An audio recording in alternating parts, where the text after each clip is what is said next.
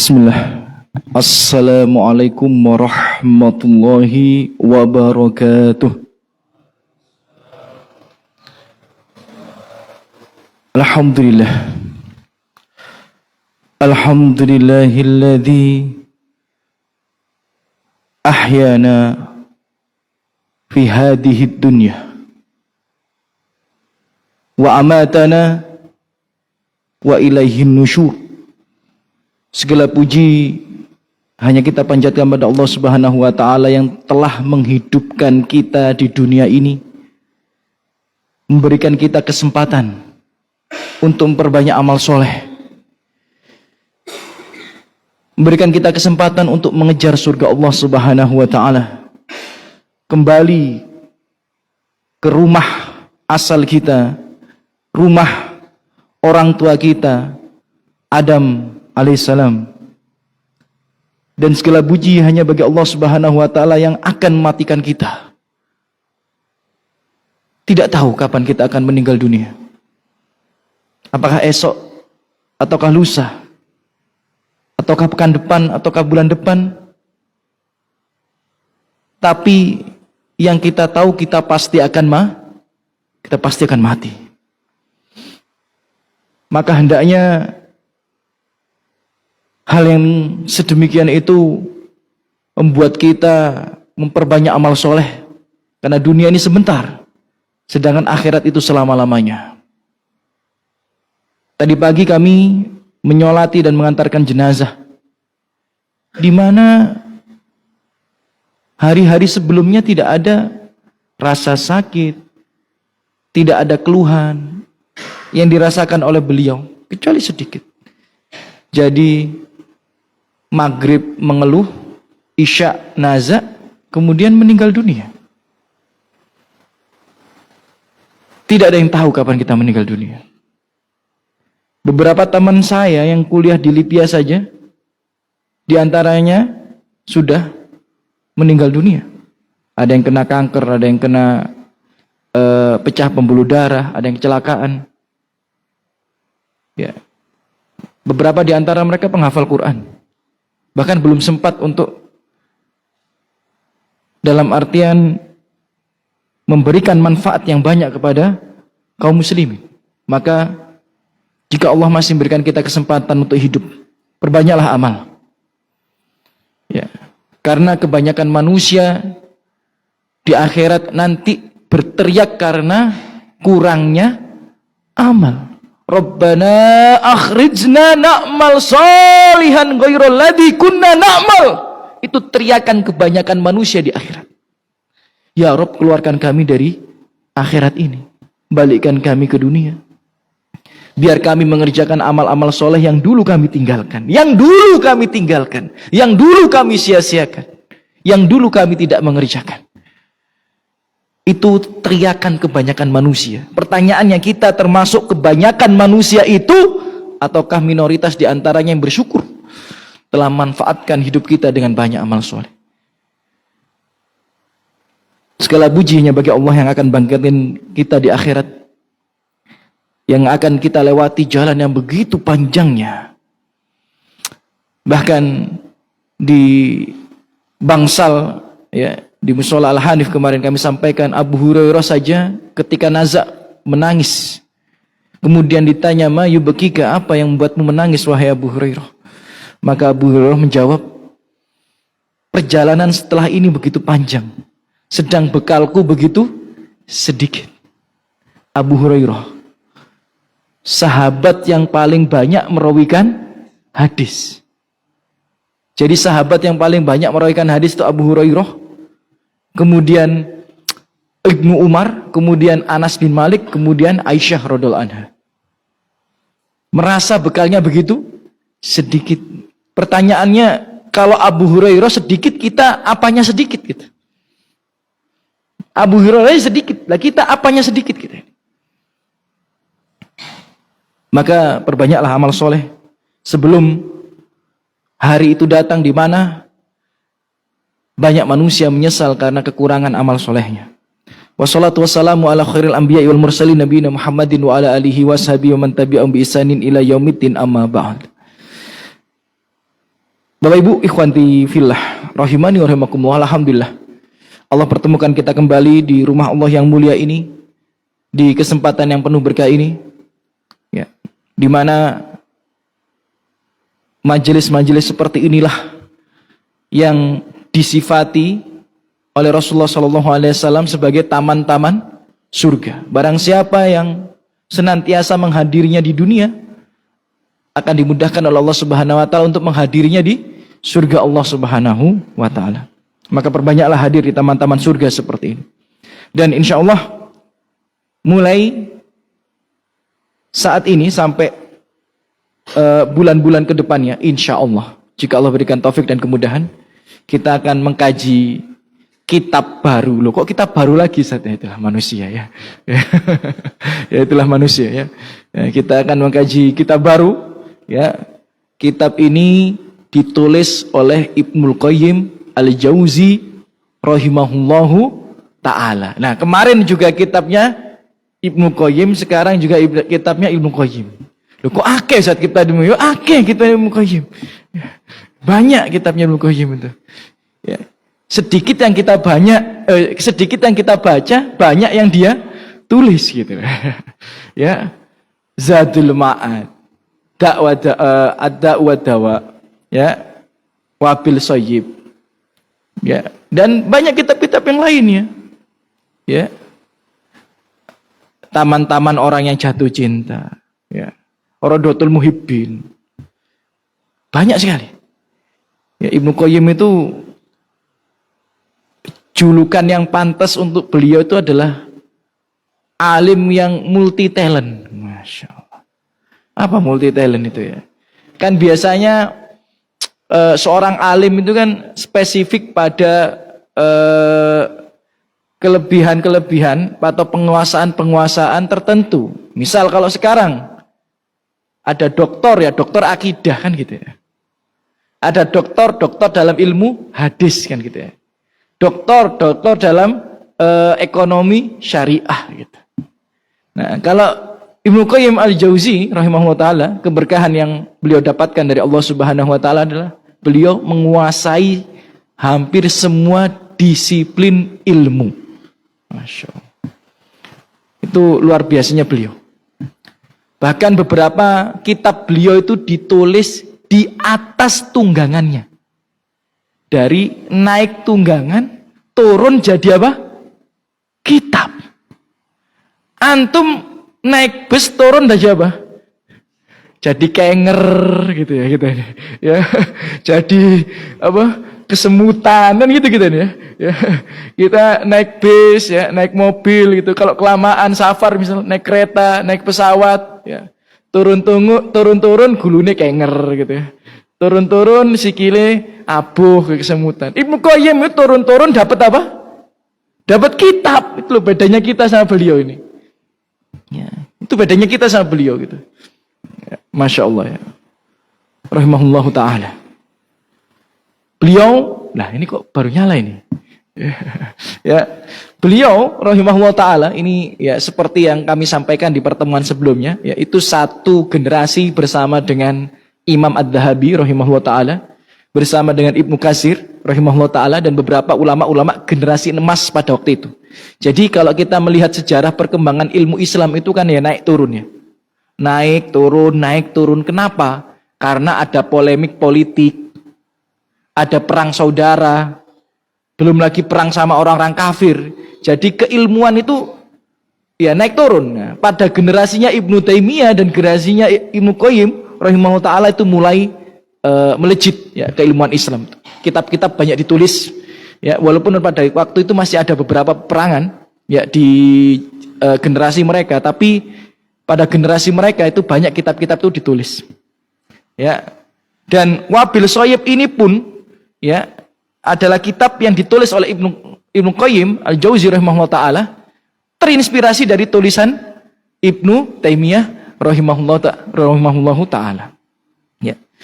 Ibnu Taimiyah ini ba'da asar ditanya sama orang satu pertanyaan atau beberapa pertanyaan terkait akidah, maka orang itu disuruh nunggu, beliau langsung nulis, jadilah akidah wasitiyah. Jadi pada sholat asar itu ditanya, kemudian tenono bahasa ini ya, tulis set, jadi apa?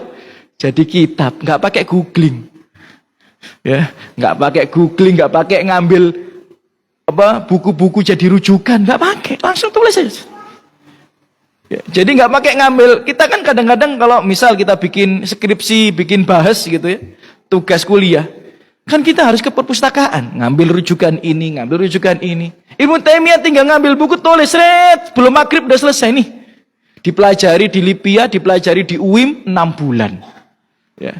Buku ditulis cuma 1 jaman, dipelajari berapa lama? 6 bulan. Itu sama mahasiswa yang bisa bahasa Arab. Gitu. Ya. Nah, yang nggak bisa bahasa Arab jangan ditanya. Gitu. Itu keistimewaan orang-orang terdahulu. Ibnu Taimiyah, Ibnu Qayyim, ya, Ibnu Katsir, ya, kemudian Imam Ad-Dahabi. Imam Ad-Dahabi nulis Syiar A'lamun Nubala itu. Masya Allah. Berapa meter itu? Ya, panjangnya Syiar A'lamun Nubala, lebih dari 1 meter. Ya. Kalau lebih dari 1 meter, jangankan bukunya, ya. Apa istilahnya di depan itu? Bukan poin-poinnya itu bukan mukadimah, daftar isi. Ya. Kalau bukunya itu 1 meter lebih, jangankan bukunya, daftar isinya lo nggak kebaca. Saking banyaknya. Ya, saking banyaknya itu sampai kita nyari biografinya alim ulama atau sahabat itu sampai bolak-balik ngambil kitab ini. Saking banyaknya. Rahimahullahu ta'ala. Ya. Dan mereka punya kebiasaan ya, diantaranya Ibnu Qayyim ya, itu makan sehari sekali. Makan sehari sekali. Makannya pun itu roti itu langsung dicemet ini. Set, dicelupin air, set, kemudian dimakan biar cepet. Set, dah, belajar lagi. Ya, dalam sebuah riwayat makannya cuma, dalam sebuah asar makannya cuma siang aja.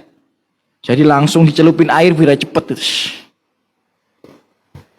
Kita sing goreng kerupuk dhisik, gawe sambel, sambelnya kurang asin, ya, kurang terasi barang. Ya. Apalagi kalau istrinya, Mas kemarin udah makan bakso ayo mie ayam yuk. Besok apa ya, rujak. Bingung menentukan menu gitu ya. Ya. Sedangkan para ulama ini ya, makan itu khawatir menghabiskan waktu mereka untuk belajar dan ibadah. Ya. Di salah satu biografi beliau, rahimahullah ta'ala Ibnu Qayyim, disifati oleh Imam Dahabi. Kan ini kan satu letting ya, teman bahasa kita teman seperguruan. Ya. Satu letting teman seperguruan. Imam Dahabi mengatakan, akan sangat susah melihat seorang alim yang juga ahli ibadah seperti Ibnu Qayyim al-Jauzi. Jadi beliau itu yo alim, yo ahli ibadah. Bahkan Imam Dahabi itu kalau mencoba menyaingi ibadahnya Ibnu Qayyim itu wis ngos-ngosan. Itu dalam biografi di Syiar A'lamun Nubala nanti bisa. Jadi luar biasa ibadahnya. Ibadahnya luar biasa, ilmunya luar biasa. Ibnu Qayyim al-Jauzi rahimahullah ta'ala. Ya, insyaallah ya, dalam beberapa bulan ke depan kita akan mempelajari kitab yang beliau tulis ini Al-Wabil As-Sayyib. Tapi ringkasannya wis biasa itu. Ya. Jadi wis biasa ya. Jadi kalau kita ngaji kitab itu mesti mukhtasar, yakni ringkasan gitu. Karena kalau temenan ya gak nutut ya. Waktu kita nggak akan sampai untuk membahas buku aslinya. Jadi yang kita bahas adalah ringkasannya. Ringkasannya saja sudah 100-an halaman. Ringkasannya sudah berapa? 100-an halaman itu ringkasan. Sama sifat sholat Nabi yang jenengan beli itu, yang segini itu ringkasan. Ya, karena sifat sholat Nabi yang tidak diringkas itu 3 mujallad, 3 jilid, ya, 3 jilid, ya, tebel bahasa Arab. Ya, jadi yang jenengan beli yang segini itu ringkasannya. Ya, karena beliau diminta untuk meringkas karena ketebelan kebanyakan ilmu gak kuat konslet gue. Jadi disuruh ringkas itu. Biasa itu. Ya, sudah biasa. Jadi ya karena waktu kita ini tidak seberkah waktu-waktu mereka. Ya, dan memang tanda-tanda akhir zaman itu waktu berjalan begitu cepat. Begitu cepat waktu berjalan. Ya, antum dulu itu habis sholat asar berangkat main bola. Sudah main bola sampai pegel mulai sik mampir tuku es legen gitu ya. Pulang itu belum adzan maghrib. Belum adzan maghrib. Ya. Sekarang kita datang kayaknya baru nendang 3 kali, 4 kali. 3 menit, 10 menit lagi sudah ada. Keberkahan waktu memang seperti itu ya. Semakin mendekati akhir zaman semakin berkurang. Nah, toyib kita bahas kitab ya. Al-Wabil As-Soyib. Wabil artinya al-wabil itu atau wabil itu artinya hujan sangat deras. Wabil itu artinya sangat deras, itu wabil. Nah, soyib itu artinya hujan. Ya. Sangat derasnya hujan atau hujan yang begitu derasnya. Tapi ini sebenarnya ya kalimat puitis saja. Bukan kita nanti bahas hujan ya, enggak gitu ya. Jadi makna daripada wabil soyib ini adalah hujan yang begitu deras, maksudnya isi daripada kitab ini itu adalah tazkiyatun nufus. Ya, tentang apa? Tazkiyatun nufus, mensucikan hati. Ya. Bagaimana kita senantiasa berzikir dalam keadaan apapun. Saat mendapatkan nikmat berzikir, saat mendapatkan musibah berzikir. Maksudnya berzikir ini bukan hanya menggerakkan lisan, tapi menghadirkan hati kita untuk selalu mengingat Allah Subhanahu wa taala, ya. Jadi ketika mendapatkan nikmat berzikir, ketika mendapatkan musibah berzikir, ketika habis maksiat berzikir, ketika saat sedih berzikir, ketika saat khawatir itu berzikir. Ini pembahasan tentang berzikir dalam keadaan apapun. Ternyata mengingat Allah dalam segala macam keadaan itu memiliki keutamaan-keutamaan yang sangat banyak sekali. Nah, maka daripada itu kurang lebih di sini kata beliau ada 100-an lah faidah yang bisa kita dapatkan daripada menghadirkan zikir dalam setiap keadaan. Jadi atau mengingat Allah dalam setiap keadaan. Itu nanti ada kurang lebih 100-an.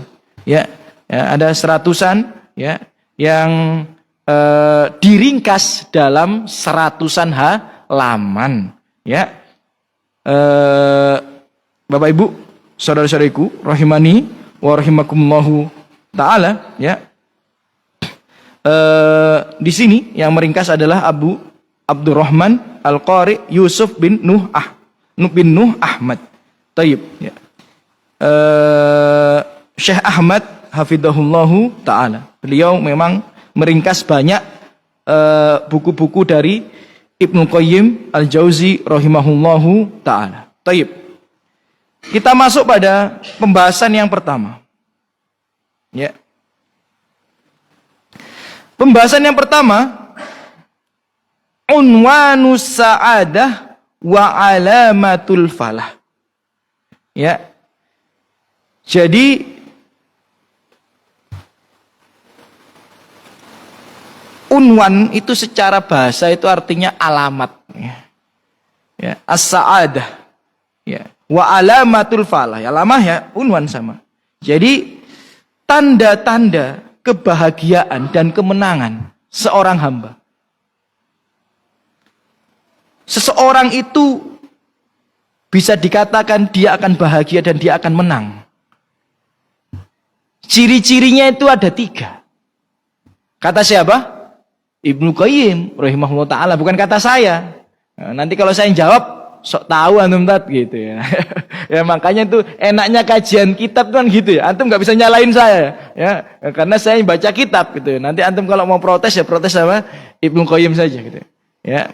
Dan tentu saja alim itu ketika berbicara selalu berdasarkan dalil gitu ya. Alim itu ketika berbicara apalagi dalam masalah agama, dalam masalah kehidupan ya, selalu berupaya argumentasinya itu didasari dengan dalil. Jadi alamat atau tanda-tanda daripada kebahagiaan dan kesuksesan, keberhasilan, kemenangan seorang hamba itu bisa dilihat dari 3 hal kata Ibnu Qayyim. Kalau 3 hal ini ada pada diri seseorang, ada pada diri kita, berarti insya Allah kita akan bahagia. Insya Allah kita akan menang, akan sukses, akan berhasil. Yang pertama, idza an'ama alaihi syakara. Jika Allah memberikan nikmat kepadanya, dia bersyukur. Ya, kata Ibnu Qayyim rahimahullahu taala.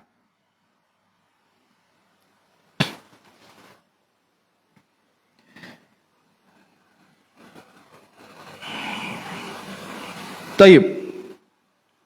Itu yang pertama ya, kita bahas dulu ya satu persatu. Bapak Ibu rahimani wa rahimakumullah. Ya. Tentu saja jika kita tanya apakah Allah sudah memberikan kita nikmat yang begitu banyak? Jawabannya iya. Wa in ta'uddu, bahkan seandainya kamu mencoba menghitung nikmat Allah yang sudah Allah berikan kepada kalian, bisa nggak kita ngitung? Nggak bisa. Nggak bisa. Nggak bisa.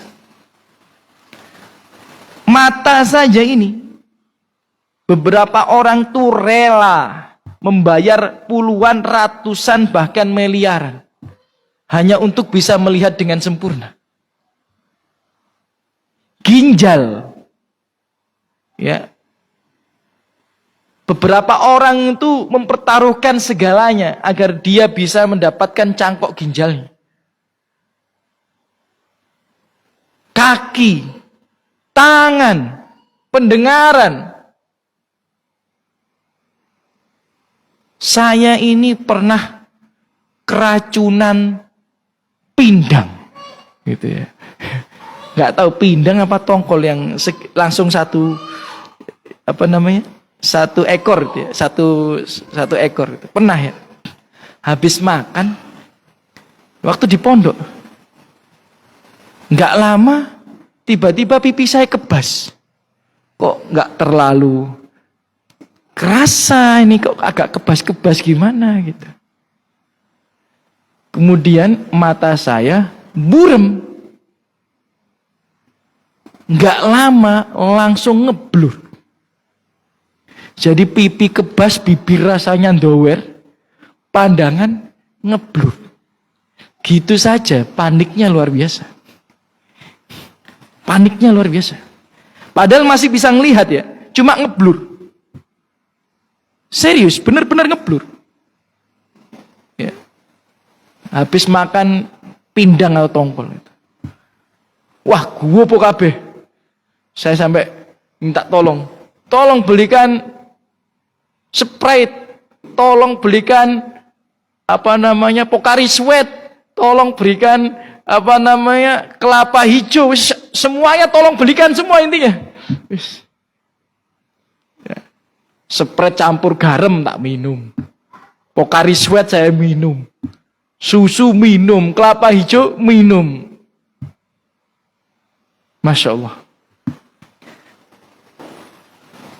Kadang kita ini bisa merasakan nikmat itu ketika nikmat itu diambil oleh Allah Subhanahu wa ta'ala.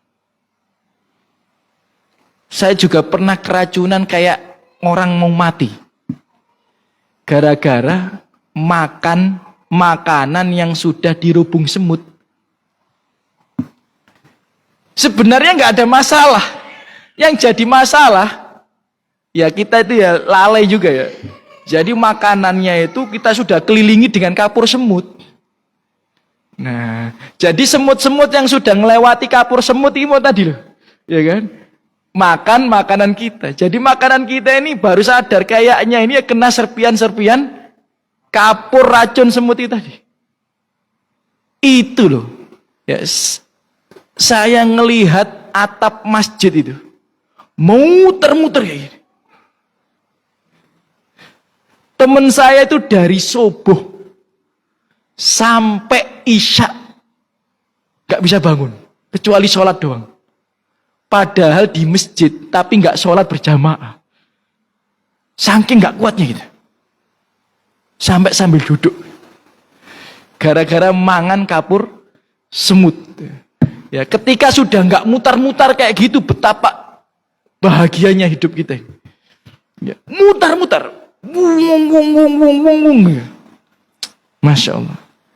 Nah, maka jika setiap nikmat yang Allah berikan itu kita iringi dengan syukur, ini tanda-tanda kebahagiaan, tanda-tanda kemenangan.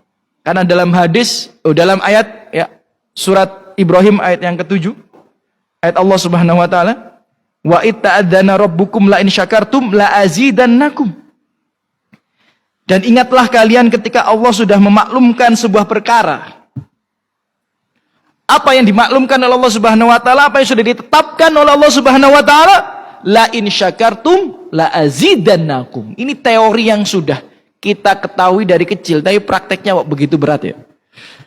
Ketika engkau bersyukur akan aku tambah nikmat atas kalian.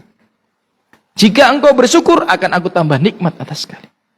Jadi nikmat itu akan terus bertambah selama kita terus bersyukur. Wala in kafartum inna adabi lasyadid. Kalau kalian kufur, sesungguhnya adabku begitu beratnya. Maka benar kata Ibnu Qayyim itu.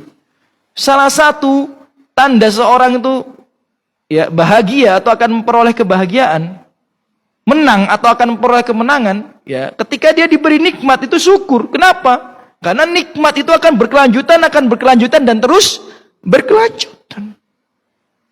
Ya, bersyukur. Apapun yang Allah berikan, syukuri. Ya, terkadang kita ini gampang mengeluh. Terkadang kita ini kan gampang menyalahkan keadaan. Dan Ibnu Qayyim mengatakan, ya,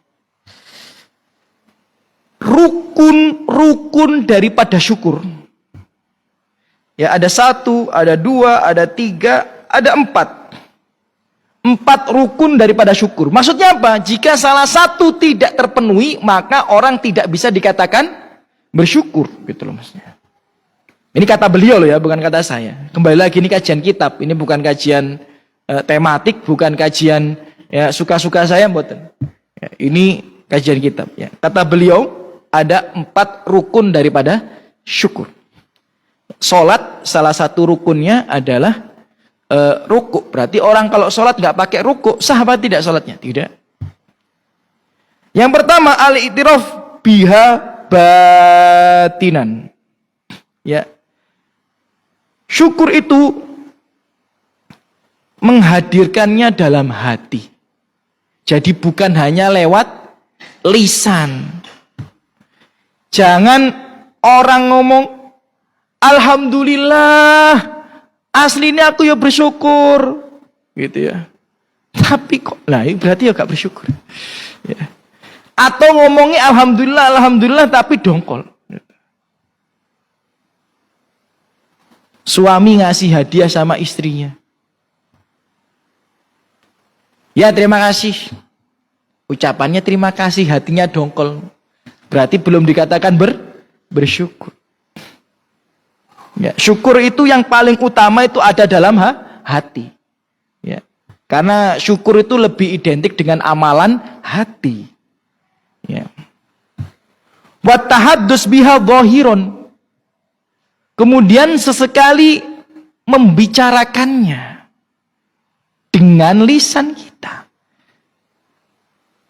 Fa bi ni'mati rabbika fahaddis. Salah satu sunnah nikmat itu dibicarakan.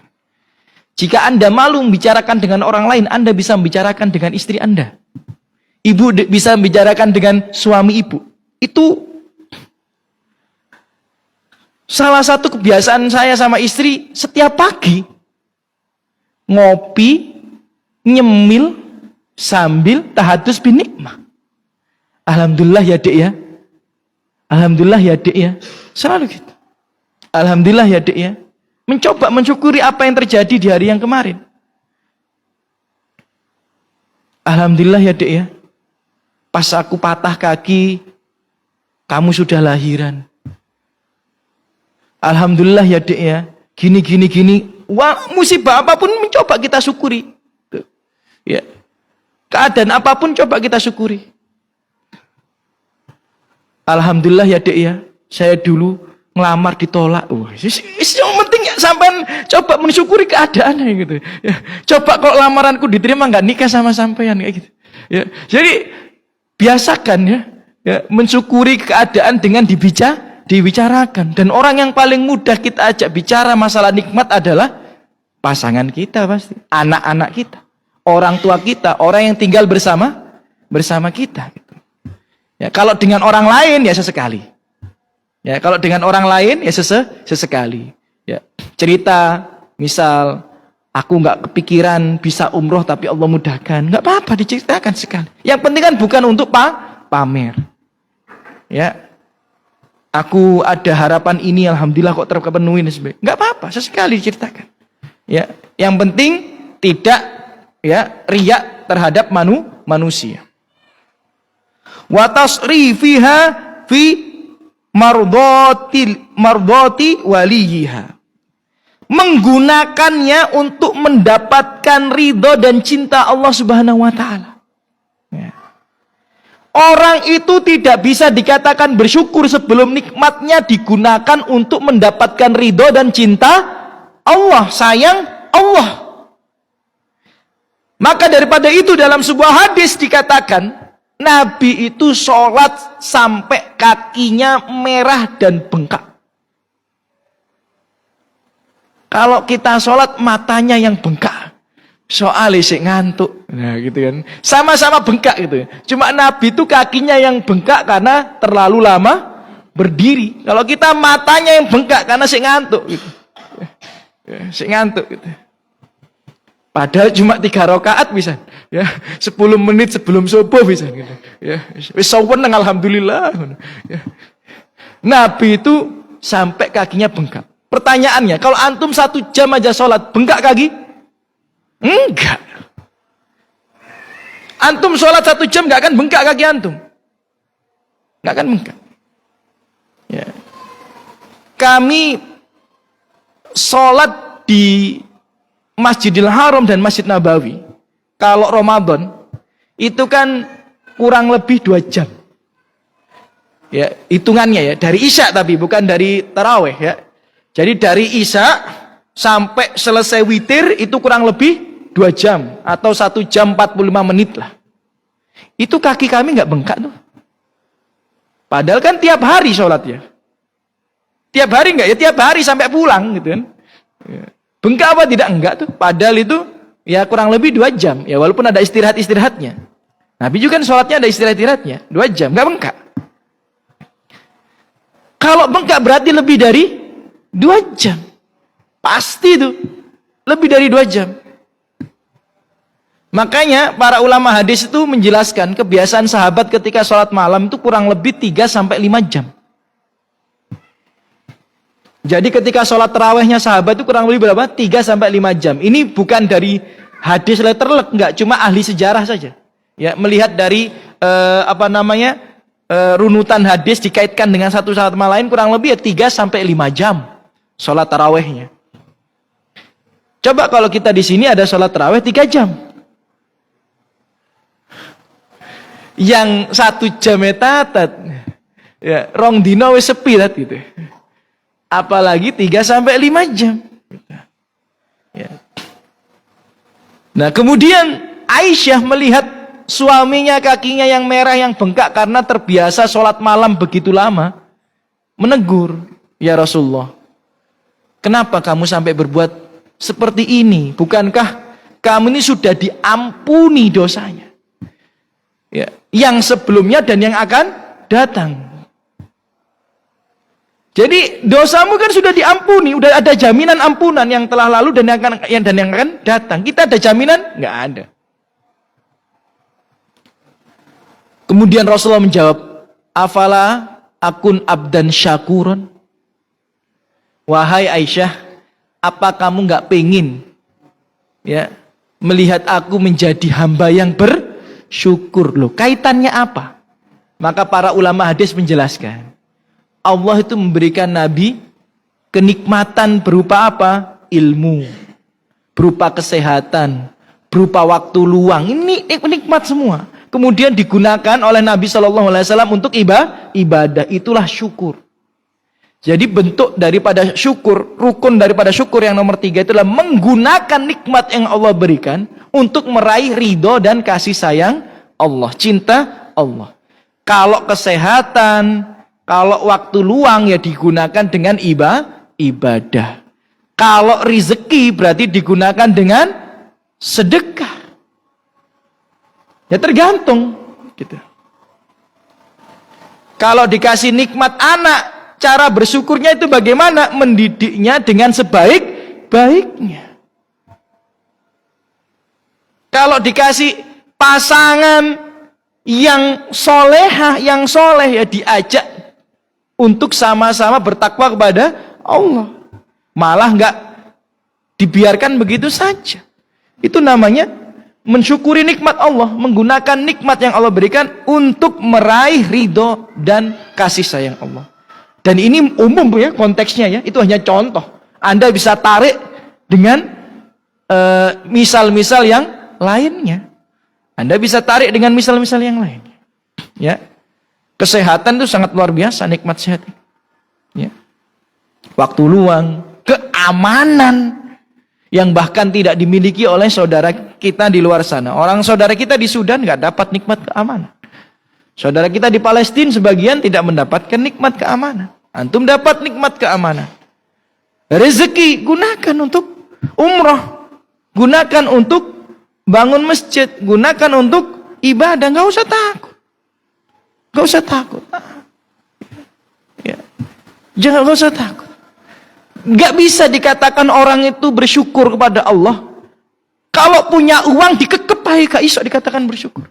Walaupun dia setiap ketemu orang, alhamdulillah rezekiku akeh, segala puji bagi Allah, segala puji bagi Allah yang telah menitipkan rezeki kepada ini. Alhamdulillah Allah bukakan pintu rezeki, bisnisku sukses, kerjaanku mapan. Kalau nggak digunakan untuk ibadah, nggak bisa dikatakan bersyukur. Dia nggak bisa, nggak bisa.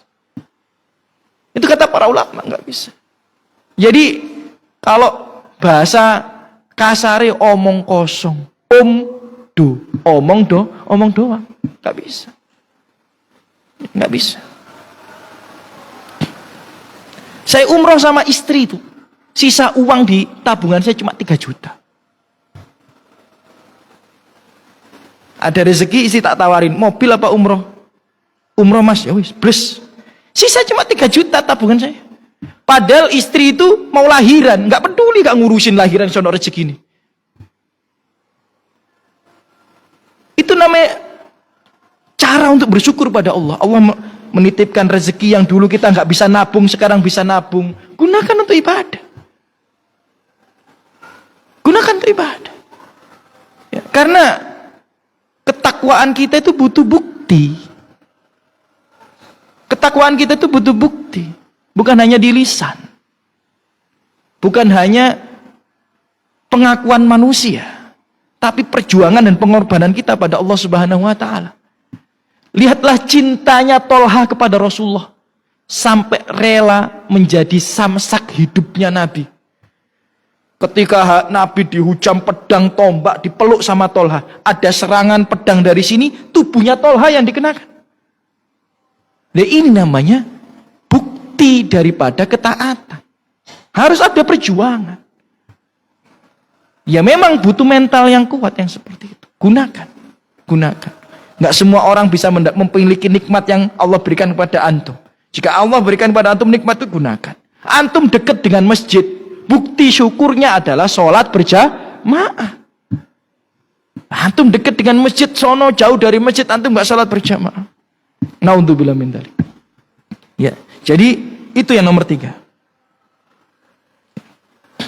Jadi yang pertama bersyukur dengan hati, ya. Jadi menghadirkannya dalam hati. Yang nomor 2 itu tahadus, yakni menggunakan lisan kita, ya, untuk bersyukur, yakni membicarakan nikmat-nikmat Allah Subhanahu wa taala. Ya, ucapan alhamdulillah ya termasuk juga. Ya, jadi kalau kita dipuji orang, bukan menisbatkan pada diri kita sendiri. Loh Mas, alhamdulillah ya, sampean saiki sukses gitu. Ya, ya mesti ae. Kerja keras tidak pernah mengkhianati hasil, gak bersyukur sampean niku. Ya, semua nikmat itu dari Allah. Ya, itu koncone Korun sampean itu ya. Ya, Korun itu kan ketika mendapatkan nikmat, dia mengatakan apa? Qala inni utitu ala ilmin min indi.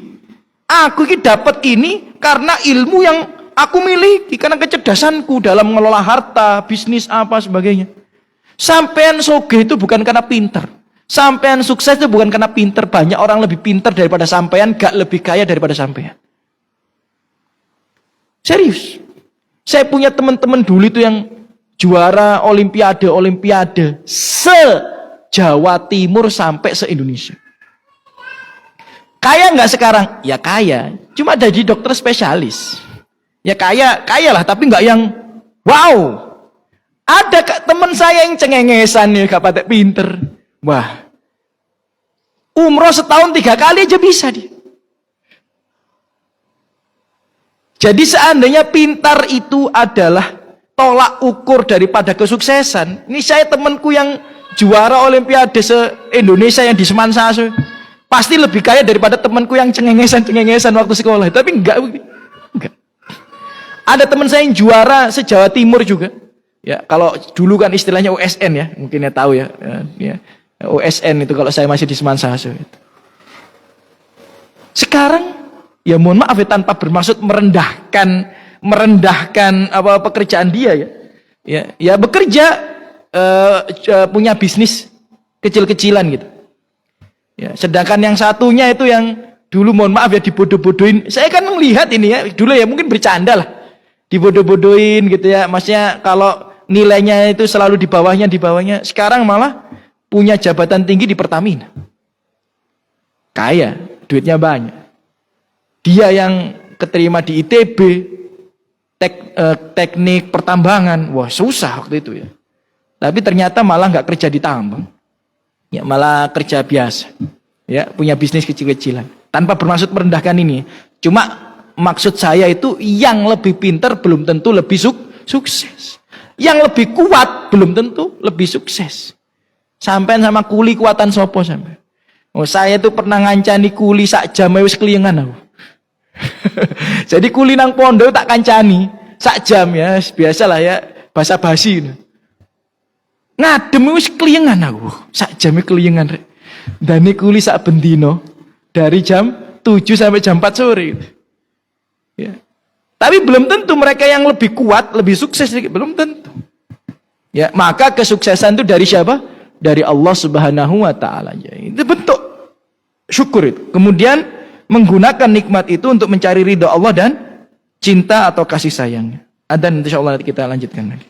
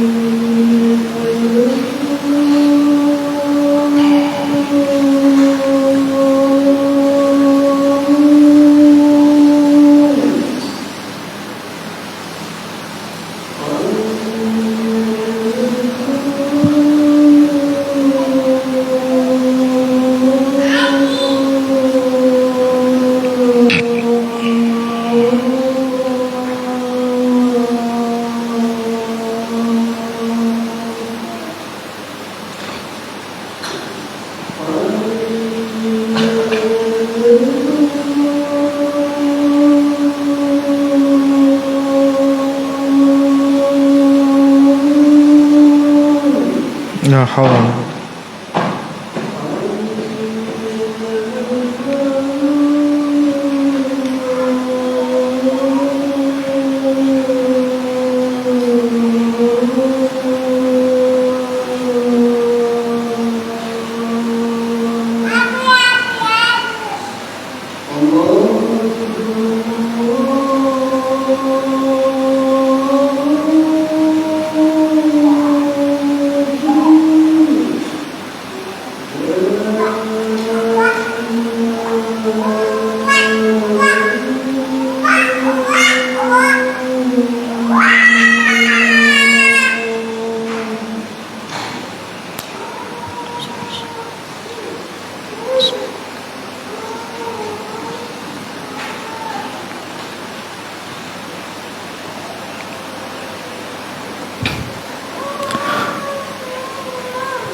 Tayyib, alhamdulillah.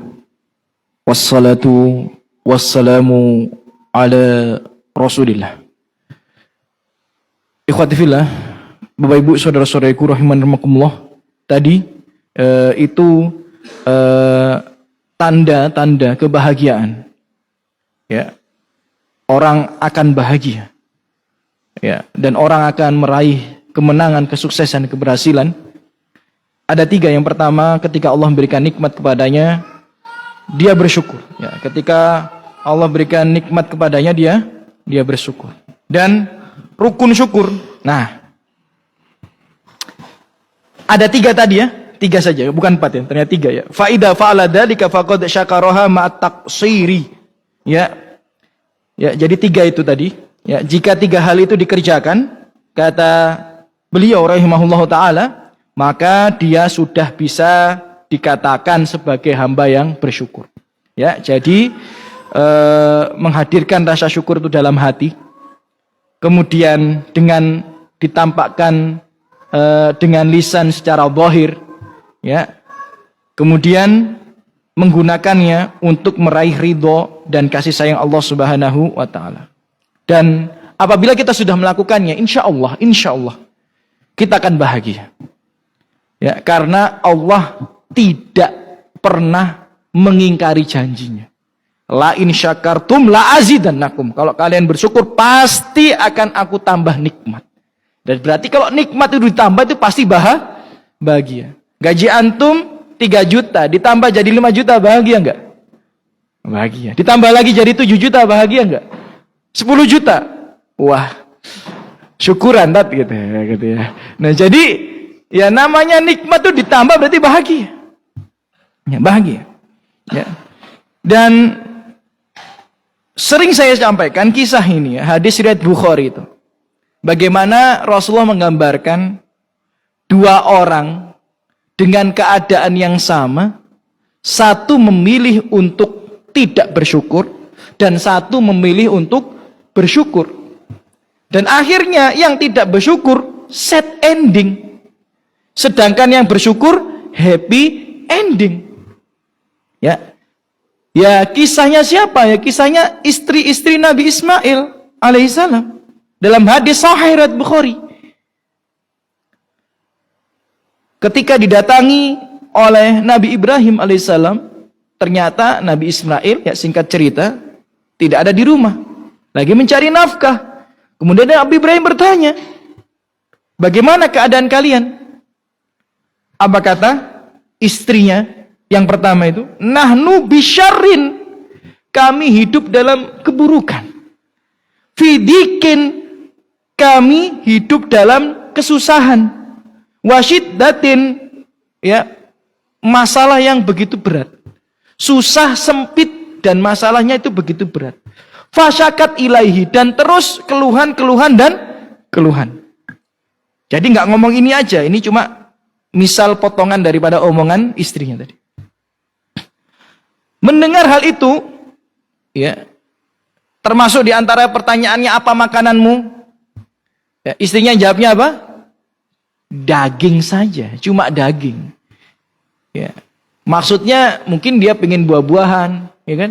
Mungkin dia pengen roti-rotian, gandum-ganduman, gitu. Nggak bisa. Makannya cuma apa? Daging. Padahal yang mahal itu Daging, cuma dulu kan daging gratis. Dulu kan daging diambil dengan apa? Berburu. Ya, berburu. Nabi Ismail itu gemar dan pintar berburu. Gemar dan pintar berburu. Ya. Tapi bukan mancing ya, bukan ya. Saya nggak bilang mancing di sini ya, enggak ya. Ya berburu aja ya. Kalau mancing ya Allah alam ya, habis waktunya. Kemudian berkata Nabi Ibrahim, "Qal fa idza jaa zaujuk." Kalau nanti datang suamimu, faqra'i alaihi salam, sampaikan salamku atasnya. Wa quli lahu, dan sampaikan pesanku padanya, yugoyir atabata babihi, untuk mengganti palang pintu rumahnya. Jadi kalau rumah zaman dulu itu kan ditutup kemudian dikasih apa?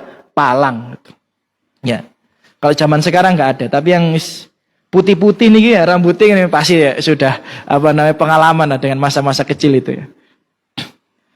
Kemudian ketika Ismail alaihissalam datang, Ismail bertanya kepada istrinya, ya mungkin feelingnya kuat. Hal ja'akum min ahadin, apakah datang kepadamu seseorang? Qalat berkata, na'am, ja'ani syekhun kada wa kada.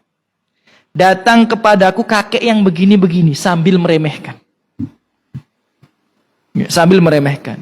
Ya, mungkin pakaiannya kurang bagus, ya, mungkin sudah tua renta, ya, dan lain sebagainya. Ya. Kemudian singkat cerita, dia titip salam kepadamu. Ya, dan memberikan nasihat kepadamu untuk mengganti palang pintunya. Maka Ismail berkata, dia adalah ayahku dan memerintahkanku untuk menceraikanmu. Maka Ismail mengatakan, alhiqi bi ahlik.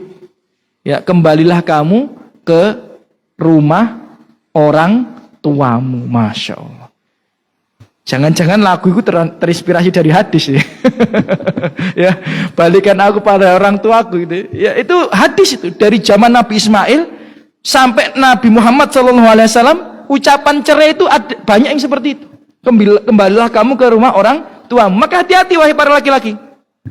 Kalau anda dulu pernah ngomong kayak gitu kepada istri anda, balik mau ngomong wong tuamu loh, jengkel oleh pembek aku misal. Itu dengan niat pisah maka jatuh talak. Semulia. Dengan niat apa? Pisah maka jatuh talak. Maka hati-hati ya, perkataan-perkataan tersebut. Karena ini sudah ada dari zaman, bukan zaman Nabi Muhammad. Dari zaman kapan? Nabi Ismail alaihissalam sudah ada. Kemudian Nabi Ismail nikah lagi. Kemudian datang lagi Nabi Ibrahim alaihissalam. Gak ada lagi Ismail alaihissalam. Kemudian tanya dengan pertanyaan yang sama. Bagaimana keadaanmu? Nahnu bi khairin. Jawabannya beda. Padahal keadaannya sama. Suaminya sama, keadaannya sama-sama. Pertanyaan yang sama tapi jawabannya beda. Kami hidup bahagia. Kami hidup berkecukupan, wasa'ah. Kemudian memuji suaminya, memuji keadaannya bersama suaminya. Ditanya makanannya apa, jawabnya seneng. Gak pernah kekurangan makan daging tiap hari. Minumnya apa? Jawabnya seneng. Tiap hari minum air. Maksudnya zaman dulu kan nggak bisa kita buka keran keluar air gitu. Zaman dulu adanya sumur. Belum tentu ada, belum tentu dekat. Tapi ya istrinya tidak pernah kekurangan air minum. Ya. Sedangkan yang satunya ngeluh. Tiap hari minumnya apa? Air putih aja. Kok nggak ada nabit gitu ya? Apa? Jus-jusan gitu kan, peres-peresan buah itu nggak ada. Ya. Jadi keadaan yang sama, jawaban beda. Maka Ibrahim alaihissalam mengatakan, faida jaa zaujuk, kalau datang suamimu nanti, faqra'i alaihi salam, sampaikan salamku atasnya, kemudian sampaikan nasihatku untuknya, ya, ya, yusbit atabata babihi, untuk mempertahankan palang pintunya. Maksudnya tidak diceraikan. Ya, singkat cerita Ismail datang menjelaskan itu, ya, ayahnya, tapi pertanyaannya tadi bayangkan ya. Apakah datang padamu seseorang? Iya. Bagaimana ciri-cirinya? Dia umurnya segini tanpa merendahkan. Kemudian dia sopan, gini-gini. Yang satu deskripsinya itu kurang baik. Yang satu deskripsinya baik. Padahal orang yang datang sama. Ya. Maka ya dalam riwayat yang lain, ini nggak ada yang di sini ya. Dalam riwayat yang lain, Nabi Ibrahim itu mendoakan rumah tangga mereka. Ya, supaya mendapatkan keberkahan dari Allah Subhanahu wa taala. Baik keberkahan daripada anak-anaknya, juga keberkahan daripada kebutuhannya sehari-hari. Maka semenjak itu mereka tidak pernah kekurangan, justru semakin berlebih karena doanya Nabi Ibrahim. Ibrahim kalau doa ya jangan sepelekan lagi ya. Nabi Ibrahim tuh manusia yang paling disayang Allah nomor 2 setelah Nabi Muhammad. Nabi Ibrahim berdoa, ya semoga tahwi ilaihim. Hati-hati manusia selalu condong kepada Masjidil Haram. Hati kita ini, ya kita beda asal usul, ya beda rupa, tapi hati kita sama, selalu rindu dengan Masjidil Haram. Itu doanya Nabi Ibrahim. Semakin sering datang, semakin rindu, luar biasa. Istri anak dulu itu belum umroh, nggak pernah nangis lihat-lihat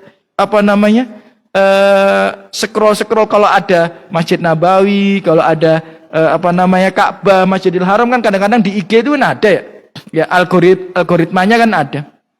Dulu sebelum umroh biasa saja, cuma pengen gitu aja. Setelah umroh nonton Ka'bah dikit nangis. Ya, nonton Raudhah dikit nangis.